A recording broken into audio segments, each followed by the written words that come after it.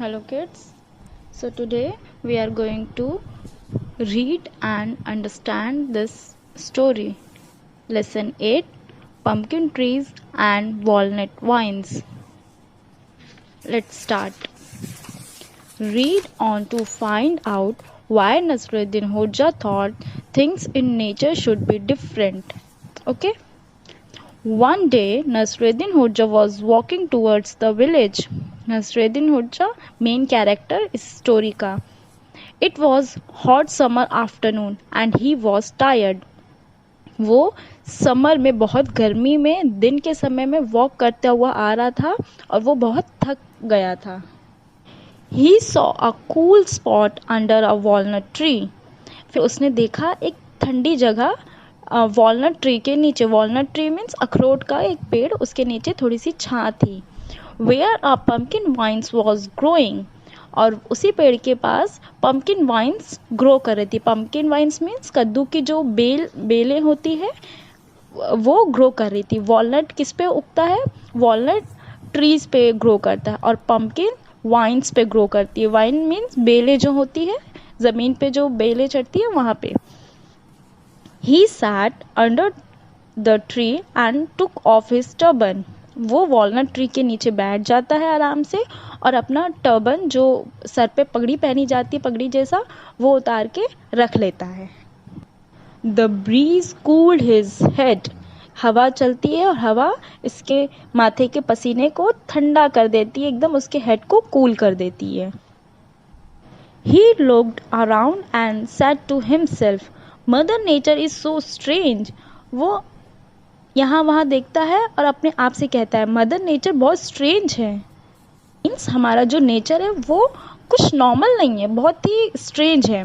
The huge trees has to bear just some tiny walnuts. इतना बड़ा सा जो पेड़ है वो बस छोटे छोटे वॉलनट्स को बेयर कर रहा है. मतलब इतने बड़े से पेड़ पे छोटे छोटे से अखरोट उगे हुए हैं.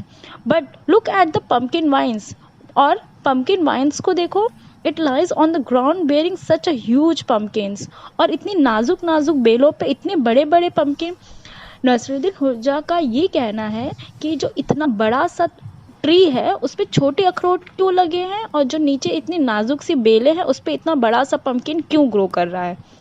इसलिए वो हमारी मदर नेचर को स्ट्रेंज कहता है कि हमारी मदर नेचर स्ट्रॉन्ग नहीं, स्ट्रेंज है.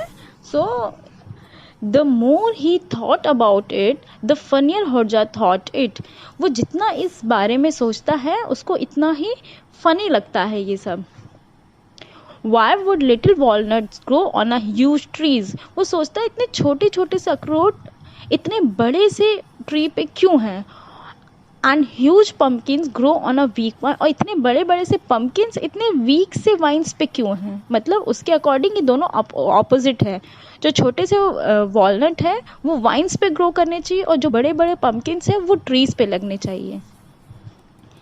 It is all wrong. Hodja कहता है ये सब गलत है. गलत है क्योंकि ये उल्टा हो रहा है. The big pumpkin should grow on this big tree. बड़े पम्पकिन्स को बड़े ट्रीज पे ग्रो करना चाहिए और जो लिटिल वॉलनट्स हैं उनको छोटे छोटे वाइन्स पे ग्रो करना चाहिए क्योंकि वाइन्स बहुत ही नाजुक हैं. The little walnut should grow on the vines.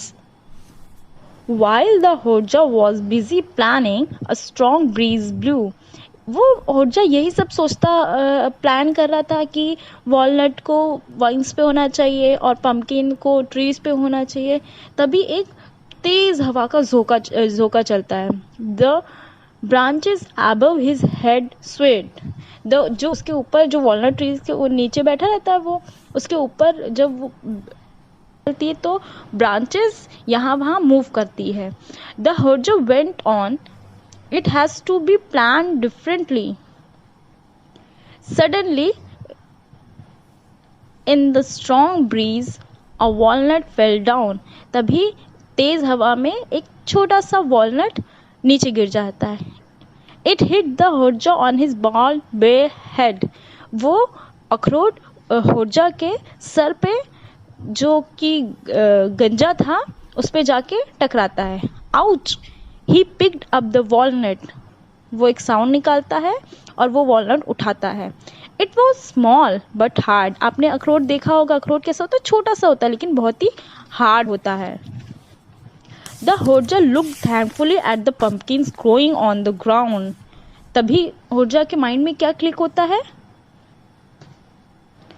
कि थैंक गॉड पम्पकिन्स जो इतने बड़े बड़े से हैं वो ग्राउंड पे ग्रो होते हैं, मतलब नीचे बेलों पे उगे हैं.